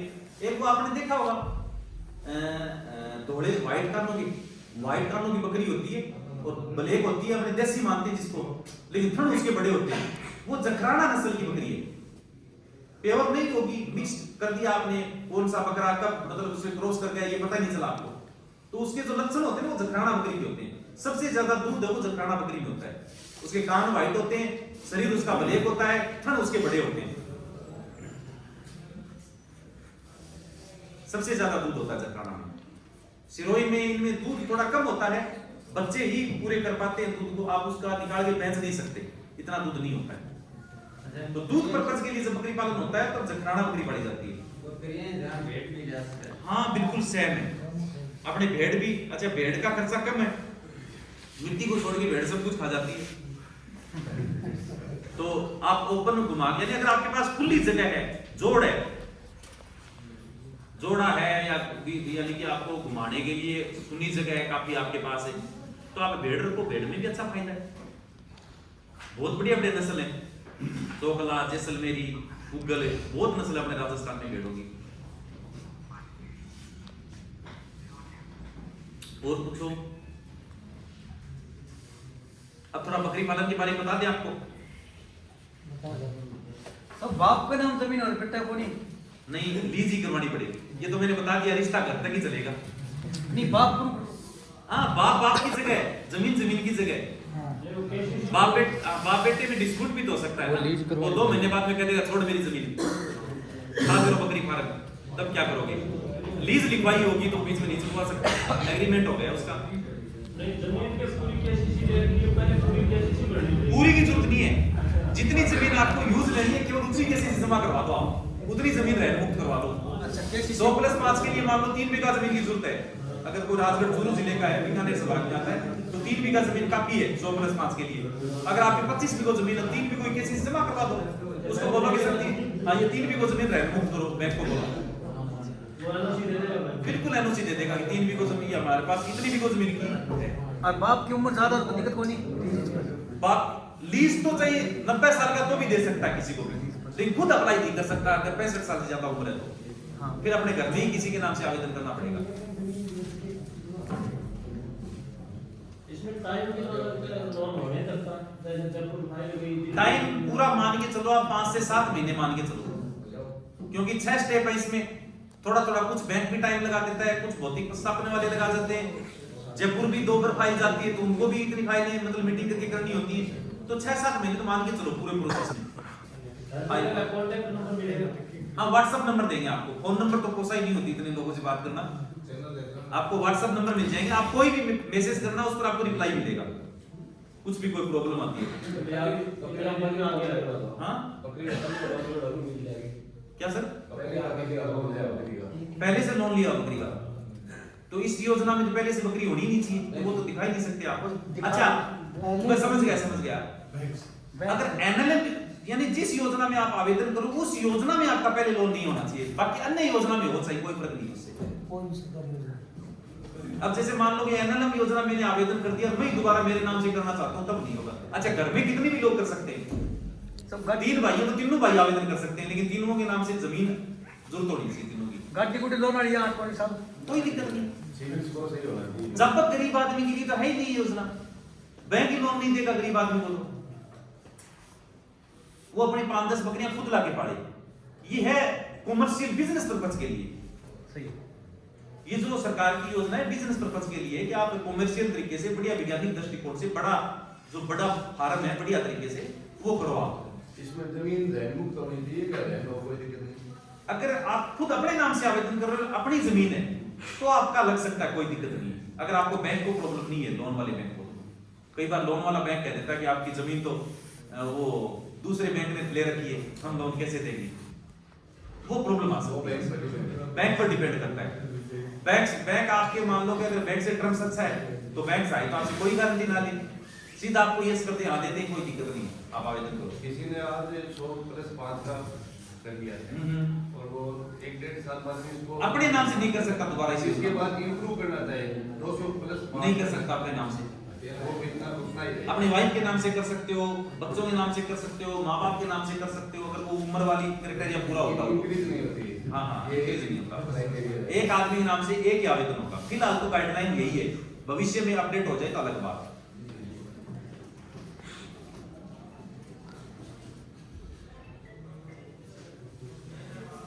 अब चलो थोड़ा सा बता देता हूँ कि सर खाना पीना तो बहुत खिलाते हैं बकरियों को, हैं लेकिन मोटे नहीं होते, दिखे को नहीं बकरियों को, नजर नहीं आता कि अपने कुछ खिलाया है, सब कुछ खिला देते हैं लेकिन जितना वजन हम चाहते हैं उतना बढ़ता नहीं है। तो उसके कई कारण हैं। एक तो कारण ये होता है कि उसके पेट में कीड़े पड़ जाते हैं, जिसको वर्म्स बोलते हैं, चूर्ण बोलते हैं, वो उसके पेट में हो जाते हैं। तो उसकी वजह से जो खाना पीना है वो खुराक पहले अपनी पूर्ति कर लेते हैं, तो अपनी बकरी के शरीर में वो चीजें दिखने ही नहीं देते। जो खाना खिलाएंगे, जो कुछ खिलाएंगे वो हजम नहीं होने देंगे, होगा तो वो खुद अपना असर वो खुद कवर कर लेंगे, बकरी के शरीर पर नहीं जाने देंगे। तो सबसे पहला काम तो ये करना चाहिए कि आपको हर बकरी की 3 महीने से कीड़े मारने की दवाई देनी चाहिए, जिसको डीवार्मिंग बोलते हैं। सब दवाई कई दवाई आती है, एल्बेंडाजोल आती है, फेलमेंडाजोल आती है, आईटेक आती है, ठीक है। तो अल्बेंडाजोल फिलमेंडाजोल में तो ये है कि एक ज्ञापन बकरी को दे सकते हो और एक ज्ञापन बकरी को नहीं दे सकते, तो उसमें कंफ्यूज हो जाता आदमी। कई बार क्या है कि फेलमेंडाजोल दूसरी बिना ज्ञापन को दे देता है और दूसरी और मतलब ब्याने वाली बकरी को दे देता है या दूसरी किसी और को दे देता है, तो उसमें क्या नुकसान हो जाता है कई बार। तो जो आईटेक दवाई आती है कि एवरमेक्टिन के नाम से मिल जाती है अपने मार्केट में, जो अपना हिसार मेडिकोज है या फिर और भी कई अपने पशुओं के डॉक्टर मेडिकल है अपने राजगढ़ में, वहां पर आईटेक दवाई वो मिल जाती है। 100 ml की शीशी आती है, तो वो आप सीरीज में डालो 5 ml, यानी तोल के देख लो कि अगर अपने बकरी लगभग 20-25 किलो वजन है, पूरा वजन बॉडी का बकरी का, तो उसको 5 ml वो सीरीज में डाल के गिलास में डाल के उसको दे दो। लेकिन डीवार्मिंग करने से पहले आपको क्या ध्यान रखना है कि रात में जब उनको बकरियों को बांधो ना, उस समय उनका जो खाना वगैरह है, पानी वगैरह, वो सब उसके आगे से उठा के खाली कर दो। यानी सुबह आप डीवार्मिंग करो, उस समय उसके पेट में कुछ नहीं होना चाहिए, एकदम खाली पेट होना चाहिए सुबह के समय। और वो दवाई देने के बाद कम से कम 2 घंटे तक आपको उस बकरी को कुछ नहीं खिलाना, नया पानी पिलाना है, नया खाना खिलाना है। उसके पेट में जितने भी कीड़े होंगे वो खत्म हो जाएंगे। 3 दिन तक तो वो थोड़ी डिस्टर्ब रहेगी, मिंगनी वगैरह सही से नहीं करेगी, ठीक है ना, कई बार पोटे करेगी, कई बार मिंगनी करेगी, इस तरीके से। 3 दिन के बाद वो बकरी अच्छी तरह से पूरी तरह सेट हो जाएगी, मतलब उसको भूख लगेगी, जो खिलाओगे उसके शरीर पर चमक दिखेगी। क्या खिलाना है वो भी मैं आपको बताऊंगा। ये तो अपने पेट की पहले डीवार्मिंग कर रहे हैं, कीड़े खत्म कर रहे हैं। अच्छा, ये दवाई अगर ब्याने में बकरी का 1 महीना बचा हुआ हो तब नहीं देनी, बाकी किसी को भी दो आप, ठीक है ना। अगर ब्याने में महीना भर शेष है बकरी का तो ये कीड़े मारने की दवाई नहीं देनी है। बाकी आप किसी भी बकरी को कितना ही उम्र का हो, उसी से पर लिखा हुआ आता है कि 20 किलो वजन के हिसाब से 5 ml, अगर छोटा है 10 किलो का है तो 2.5 ml कर दो, 40 किलो का है तो 10 ml कर दो, मात्रा बढ़ा दो, कुछ नहीं मिलाना, पानी की तरह जैसे आती है, सीरीज में डालो, गलाब में लगाओ और गिरा दो उसको। ये देनी हर 3 महीने से देनी जरूरी है। अब सर भूख नहीं लगती हमारी बकरियों को, खाती नहीं है, रोज रोज 5 दिन से तो पेट चल ही जाता है, 10 दिन सही रहती है, 5 दिन के बाद फिर पेट में प्रॉब्लम हो जाती है। उसका कारण यही कारण है, एक तो डीवार्मिंग कर दी। अब भूख खोलने की दवाई बताता हूं आपको, भूख कैसे खुलेगी। मेथी अपने सबके घर में है, अजवाइन भी मिल जाती है अपने आसपास। मैं कोई कांजू अखरोट बादाम नहीं बताऊंगा, वो अपने दे भी नहीं सकते, महंगी बहुत होती है, अपने लिए नहीं है, बकरियों कैसे देंगे। तो मेथी होगी, अजवाइन होगी, काला नमक होगा, कितनी कितनी ले सकते। 1 किलो आपने मेथी ले ली, उससे आधी आप अजवाइन ले दो, आधा किलो, उससे आधा आप काला नमक ले दो, 250 ग्राम भैया, तीनों हो गए। 1 किलो मेथी होगी, आधा किलो अजवाइन होगी और 250 ग्राम आपका काला नमक हो गया। काला नमक ऐसे नहीं कि पीसी हुई थैली लिया हो पाउडर वाली, पता नहीं क्या पीस के दे देंगे आपको, डगड़ मिले काला नमक आ रहा, वो लाके मामदस्ते में कूट के पाउडर बना दो। अब मेथी है, सूखा कढ़ाई से अपने घर पर सबके, कोई तेल डालना ना, कुछ नहीं डालना, सूखी कढ़ाई में मेथी डालो, नीचे आग जला के उसको भून लो, थोड़ी सी बादामी कलर की हो जाए, उतार लो। अब उसमें अजवाइन डालो कढ़ाई में, अजवाइन को भून लो, दोनों को साथ में मत भूनना, अजवाइन जल्दी सीख जाए। तो मेथी के चक्कर में अजवाइन बेचारी फालतू में मर जाएगी, नीचे तो गाड़ी हुई मर जाएगी, तो दोनों को अलग अलग भूनना है अपने को। अब अपने दोनों को मिला के चक्की में, घरवाली चक्की, वो हाथ वाली हो चाहे अपने आजकल घर पर आटा वाली चक्की, सबके जाए, मेथी अजवाइन को मिला के पीस लो, उसको गरगरी पीस लो, ज्यादा पाउडर मत मिलाना, गरगरी से पीस लो और नमक उसमें मिला लो और एक डब्बे में डाल के छोड़ दो। अब अपने दलिया वगैरह तो सब खिलाते हैं बकरियों को, कोई बाजरा पका के खिलाता है, कोई कुछ गंवार पका के खिलाता है, तो वो आप पका के खिलाओ, तो उसके अंदर एक पका के जब ठंडा करो ना गरम गरम में, उसमें 1 चमचा अपने जैसे मान लो बकरी है, एक बकरी को एक छोटी चमची मान लो आप, वो डब्बे में से भर के और उसमें गुड़का के मिला दो आपस में, और वो बकरी को साथ में खिला दो। अब आपको पता है कि मेथी है पेट के लिए बहुत आरामदायक चीज है।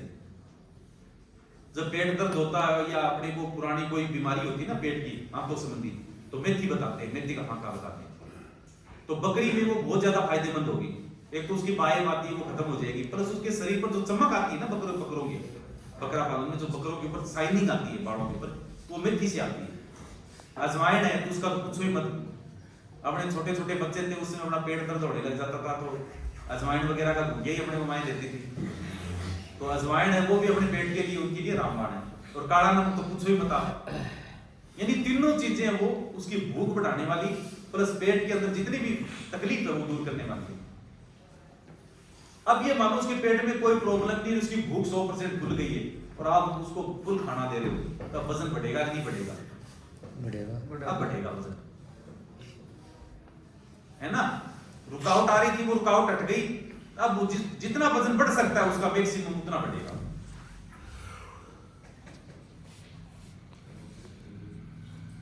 तो ये तो हो गई अपने खाने पीने की बात। अब एक थोड़ा सा आपको मैं थोड़ा ध्यान रखने योग्य बात बताता हूं। आप अपने बाजरा है ना, बाजरा, ये आप सर्दियों में बाजरा पका के खिलाओ, पका के खिलाओ। हाँ, साबुत बाजरी पका के पानी में, और घंटे 2 घंटे में वो अपने बन जाती है कबूली टाइप की, बापड़े बन जाती है उसके।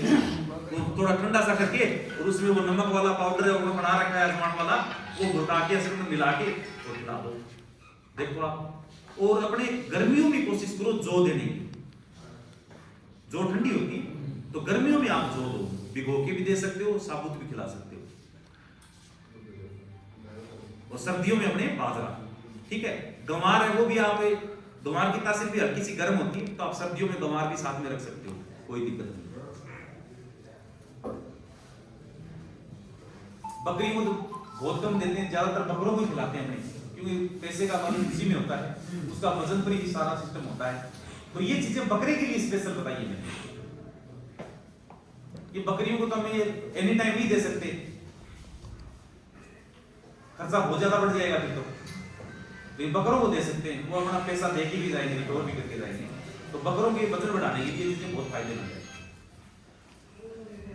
अब आपको बताता हूं 3 बीमारियां अभी अपने जैसलमेर के अंदर 20,000 से ज्यादा भेड़ बकरियां मरी हैं, अभी मरी है 10-15 दिन पहले 20,000 से ज्यादा।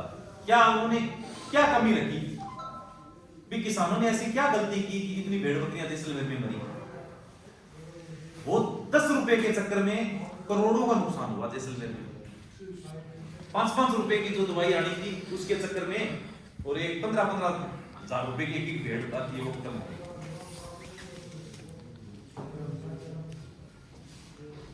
एक तो अपने सबसे खतरनाक जो रोग है राजस्थान में भेड़ बकरी वो है फिड़किया रोग, ठीक है। फिड़किया रोग, एंट्रोटॉक्सिमिया बोलते हैं जिसको, ईटी रोग बोलते हैं, ईटी एंट्रोटॉक्सिमिया, फिड़किया रोग बोलते हैं जिसको। उसकी ये होने के बाद कोई इलाज नहीं है। कोरोना होने के बाद कोई इलाज था क्या? नहीं। वैसे कोरोना की पहले ही वैक्सीन लगती थी। तो ये जितने भी जो फिड़किया रोग है ये सब क्या है कि अपने वायरस जनित रोग है। तो वायरस जनित जो रोग होते हैं उनकी पहले वैक्सीन लगती है, और वो महीने 1.5 महीने में शरीर में वो वैक्सीन क्या है कि शरीर के अंदर ताकत पैदा करती है, ताकि वो बीमारी जब आए तो उस बीमारी से अपना शरीर लड़ सके। तो वैक्सीन पहले लगानी पड़ती है। तो ये वैक्सीन लगनी थी लगभग दिवाली के आसपास, और दिवाली के आसपास किसी ने वैक्सीन लगाई नहीं लगाई। तो अब वो जैसे अपने कोई माउथ का मौसम आए ना, हल्की बारिश होती है अपने माउथ में, तो उसके बाद जमीन के ऊपर अपने हरी हरी घास उगती है, सुरेड़ी बाकड़ी हरी घास ही उगती है, वो कच्ची होती है, और उसके अंदर आधी तो मिट्टी फंसी होती है, और वो छोटे मोटे उसमें मच्छर होते हैं, और वो बहुत ज्यादा प्रोटीन होता है उसके अंदर, क्योंकि कच्ची होती है ना वो घास है, प्रोटीन होता है। तो वो उसमें आग में घी का काम करता है फिड़किया में। वो खुले में ले जाके आधी तो मिट्टी खाती है वो भेड़ बकरियां, और वो कच्ची वो सुरेड़ी बाकड़ी वो खाती है, उसमें बहुत ज्यादा प्रोटीन है, और उसकी वजह से उनका पेट चलता है, और पेट चलने के कारण वो इन्फेक्शन होकर एंट्रोटॉक्सिमिया रोग है वो उनको हो जाता है। समझ में नहीं आता यानी मतलब आप खड़े खड़े देखते रह सकते हो, कोई इलाज नहीं होता, पूरा बाड़ा ही खत्म हो जाता है एक बार रोग होने के बाद। सर ऊर्जा से ये कराना हो जाए तो सबसे पहले ये करना है कि जो स्वच्छ बकरियां हैं, स्वच्छ भेड़ है, उनको आप निकाल के तुरंत अलग करो बीमार बकरियों से। सबसे पहला काम तो ये करो। जो लक्षण दिख रहे हैं उस लक्षण के आधार पर इलाज करो। दस्त लगे हुए तो दस्त की दवाई दो, बुखार आ रही है तो बुखार की दवाई दो, जुकाम दिख रहा है तो जुकाम की दवाई दो, फिर लक्षण आधारित इलाज होगा। खिड़कियां का कोई इलाज नहीं है। बच भी जाए आपकी किस्मत है, लेकिन 90% इसमें मौत होती होगी, 10% चांस है कि बचेगा बीमारी होने के बाद। बहुत कम चांस में होता है। अगर एक गांव में आ गया तो उस आसपास सब जगह आएगा। क्योंकि आपको पता है कि आजकल पक्षी वगैरह उड़ के आ जाते हैं, या कोई आदमी उनके बाद इतनी बकरी को क्या प्रॉब्लम होगी, वो घूम के आया उस घर में जाके और वहां से चप्पल आके सीधा आपके बाड़ी में आ गया, वहां से कीटाणु उड़ गया आपकी बकरियों के लग गए। तो ऐसे वो एक बार आ जाता है एरिया में सब जगह ही आ जाता है। तो जैसलमेर में 20,000 से ज्यादा भेड़ बकरियों की मौत हुई है। 5 रुपए एक पशु पर खर्चाना था एक बकरी पर। ज्यादा महंगी नहीं आती, सरकारी मिले तो मिले। आप प्राइवेट स्टोर से भी जाके जो खिड़कियां की दवाई है उससे लगे वैक्सीन करवा सकते हो आप डॉक्टर से। इसके अलावा एक पीपीआर है, पीपीआर बीमारी है, उसका भी ऐसे ही वैक्सीनेशन करना जरूरी है। तीसरा एक रोग होता है मुंह पका खुर पका रोग, जिसको एफएमडी बोलते हैं, foot and mouth disease. FMD यानी खुर पका और मुंह पका रोग, जिसमें क्या पैरों के अंदर और मुंह के ऊपर छाले हो जाते हैं। कोई का माता होगी, कोई का मुंदड़ी होगी, कोई का मुंह उधड़े, वो अपनी भाषा में 1000 नाम है उसकी। आंखों में पानी, ठीक है ना, आंखों में पानी, आंखें चिपक जाती है, तेज बुखार, इस तरीके के लक्षण है। वो पीपीआर बीमारी की वजह से भी बहुत सारी भेड़ बकरियों की मौत भी होती है प्लस, लेकिन इसमें मौत का परसेंटेज खिड़कियां से कम है। लेकिन जो बच जाती है ना, वो काफी टाइम तक फिर वो रिकवर नहीं कर पाती, मतलब वो थकी हुई रहेंगी, आगे बच्चे नहीं देंगी या मोटी नहीं होंगी, मतलब उनको रिकवर करने में फिर टाइम ज्यादा लगता है खिड़कियां से बचने के बाद। और अपने को 15-20 रुपए का खर्चा आना था दोनों तीनों वैक्सीन का। 5-10 बकरियां हैं तो देखो कोई झंझट पालता नहीं कि कौन लाएगा कौन करेगा। लेकिन आप 20-30 बकरियां अगर रखते हो तो आपको करवाना बहुत जरूरी है, क्योंकि सबसे बड़ी गलती हम इंश्योरेंस वाली करते हैं। हम बीमा नहीं करवाते बकरियों का, तो बीमा नहीं करवाते तो कम से कम वैक्सीन तो करवा दो। 600-700 खर्च कौन करो, 15 रुपया तो खर्च करते हो, 15-20 रुपया एक बकरी का, कोई ज्यादा को नहीं, आराम से कर सकते हो आप। एक बार डॉक्टर को बुला के उससे करवा दो, दूसरी बार खुद लाई कर दो, और हर महीने लगानी नहीं होती है, साल में लगानी होती है एक बार।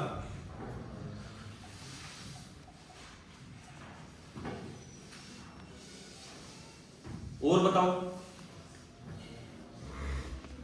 आपके मन में कोई सवाल? कितनी दूरी में कराऊं? 90 foot रुकोगे?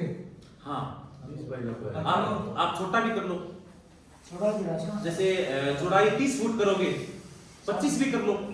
Total square feet 1800 foot से कम नहीं होना चाहिए। लंबाई चौड़ाई अपनी जगह हिसाब से करो ना। और साइड की जो दिशा है वो इस तरफ ही रखो, इस तरफ मेरा इस तरफ साइड, ऐसे बनाओ साइड, ऐसे साइड मत बनाओ कभी। ऐसे इसलिए बनाओ कि सर्दियों के टाइम में जब सूरज नीचे जाएगा ना इधर, तो वो लंबा साइड होगा तो उसके अंदर तिरछी पूरे में रोशनी पड़ेगी, वो सूख जाएगा। और ऐसे बनाओगे तो इस साइड वाला चंदा आगे आ जाएगा, वो तिरछा सूरज जाएगा उसमें, तो अंदर पूरी में छांव रहेगी, वो सूखेगा नहीं, और नीचे गीला रहेगा तो एफएमडी रोग हो जाएगा, मुंह पका खुर पका रोग, वो नमी की वजह से होता है।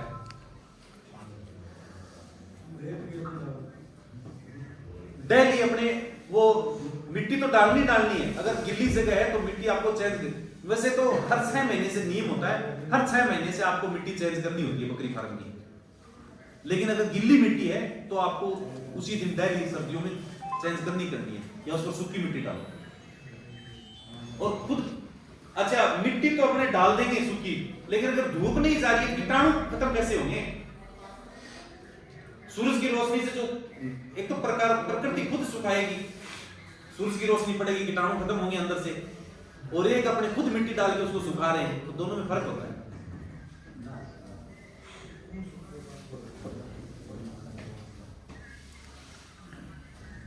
फार्म हम लोग बना सकते हैं। अपने को क्योंकि अपने रोज सुनते हैं कि भेड़िया आया हुआ है, कभी कहते हैं लकड़बग्गा आया हुआ है, अभी अभी अभी बाघ आया हुआ था, है ना। तो उस टाइम में फिर क्या है कि अपने को चारपाई लेके खुद भी डरते नहीं सो सकते, बकरियां तो खाओ खाओ मनो और खाओ। अगर वो सेट बढ़िया तरीके से बनाया होगा, चारों ओर जाली वगैरह लगा के बढ़िया, आपने मतलब ओपन भी है और बंद भी है, खुला भी है, कैसे होगा? 3 फीट से ऊपर आपको दीवार नहीं खींचनी है साइड के अंदर चारों ओर। चंदा आप दोनों तरफ से ब्लॉक कर सकते हो, लेकिन दोनों तरफ लंबाई वाली जो दीवार है वो 3 फीट से ऊपर नहीं ले जानी है। नहीं तो जो बकरी फार्म की गैस है ना, वो खुद बकरियां खुद ले लेगी गैस को, वो न मरेंगी न जिएंगी, ऐसी बकरियां हो जाएंगी। कई बार देखा होगा मरी हुई सी बकरियां एकदम हड्डियां निकली हुई, वो अंदर ही अंदर जो मिंगड़ियों से गैस निकलती है ना खाद से, वो गैस खुद सूंघती रहती है और खुद उनकी जो कार्बन डाइऑक्साइड गैस CO2 वो खुद छोड़ती है, वो भी वापस घूम घूम के वो खुद ही सूंघती रहती है। तो उनको फेफड़ों संबंधी बीमारी हो जाती है, तो उनकी हड्डियां निकली हुई एकदम कमजोर बकरियां देखी होगी आपने, वो पूरी तरह से सेट ब्लॉक करने का नुकसान है। हवा आर पार होनी चाहिए दोनों तरफ। 3 फीट के ऊपर हर 10 फीट पर एक पिलर बनाओ, हर 10 फीट पर एक पिलर दो और 3 फीट नीचे दीवार रखो, ऊपर की तरफ आप जाली लगा दो पूरे में। सर सर्दियों में क्या करें, आप तिरपाल टांग के रखो ना पतला वाला, डोरी खींची तिरपाल नीचे बांध दो सर्दियों में। हाइट कितनी होनी चाहिए सर? बीच से 12 फुट, साइड से 9 फुट। बीच में जो बीचों बीच हाइट है वो 12 फीट होनी चाहिए और साइड की हाइट आप 9 फीट रख सकते हो। तो अपने को गर्मियों में और सर्दियों में दोनों में फायदा है। क्यों अपने ज्यादातर टेंट डालेंगे ऊपर, सीमेंट वाली या लोहे वाली, वो सर्दियों में ज्यादा ठंडी रहेगी, गर्मियों में ज्यादा गर्म रहेगी। हाइट जितनी ज्यादा होगी अंदर से नीचे उतना ठंडा रहेगा।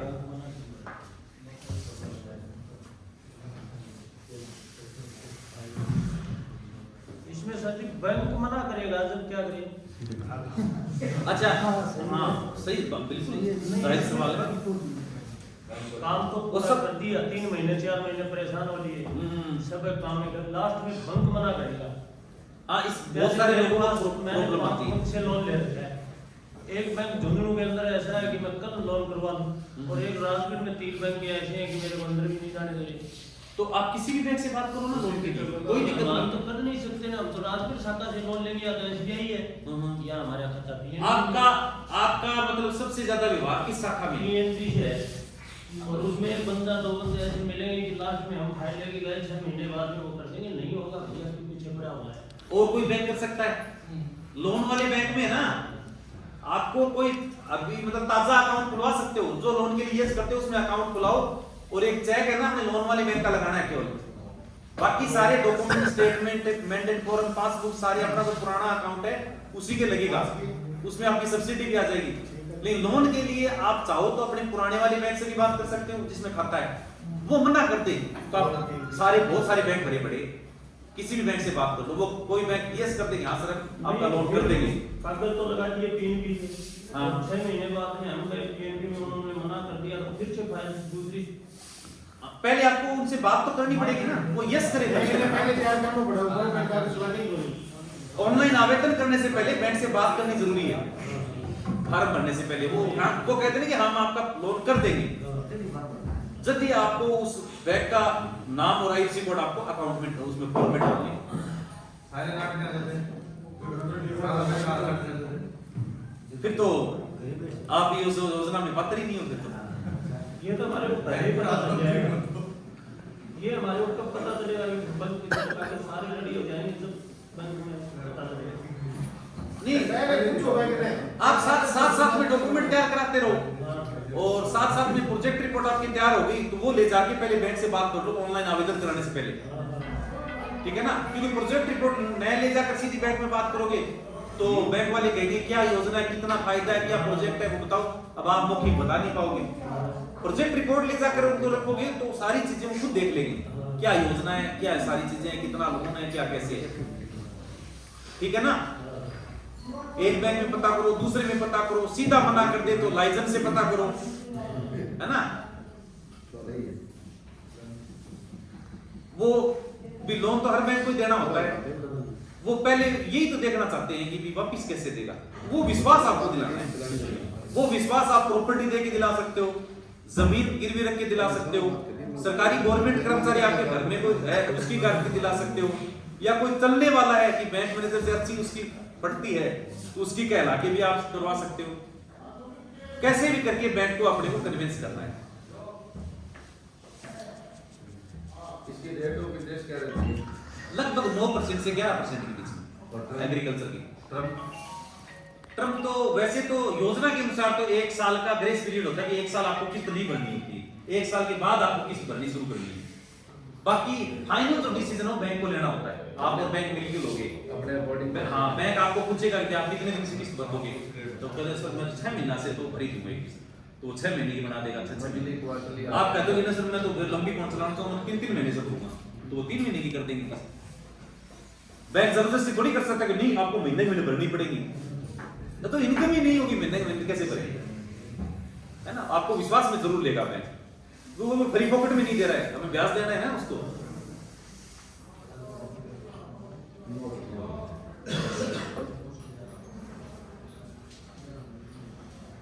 और बताओ, पूछो कोई सवाल मन में, आज तो आपके पास मौका है। वो नंबर लिखो, व्हाट्सएप वाले नंबर लिखो, प्रोजेक्ट रिपोर्ट बनवानी अगर आपको जरूरत पड़ जाए तो लिखो 80 790, लिख लिया 80 790। अब लिखो 43 43 लिख लिया 733 80 790 43 733 80790437333। निसार इंडियन लिख लो, यूट्यूब चैनल का नाम है, कोई नाम लिख लो, आप याद रह जाएगा। निसार इंडियन लिख लो, NISARINDIAN। अभी व्हाट्सएप पर आप हेलो लिख के भेजो, आपको कुछ ना कुछ डिटेल मिल जाएगी आपको वापस। फिर आप ये लिखना कि सर KVK से हमने ट्रेनिंग ली, आपसे ली थी और हमें प्रोजेक्ट रिपोर्ट बनानी है, तो मेरे को पता चल जाएगा कि आपके बैच में से कोई है, नहीं तो हजारों मैसेज आते हैं, इसे पता नहीं चलता है।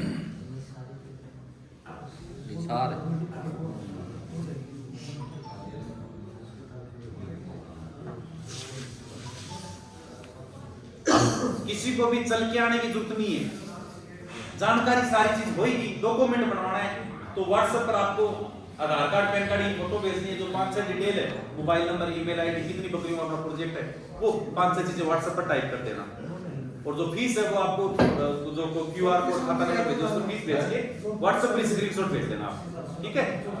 तो आपको प्रोजेक्ट रिपोर्ट भेज देंगे बनाकर इस तरीके।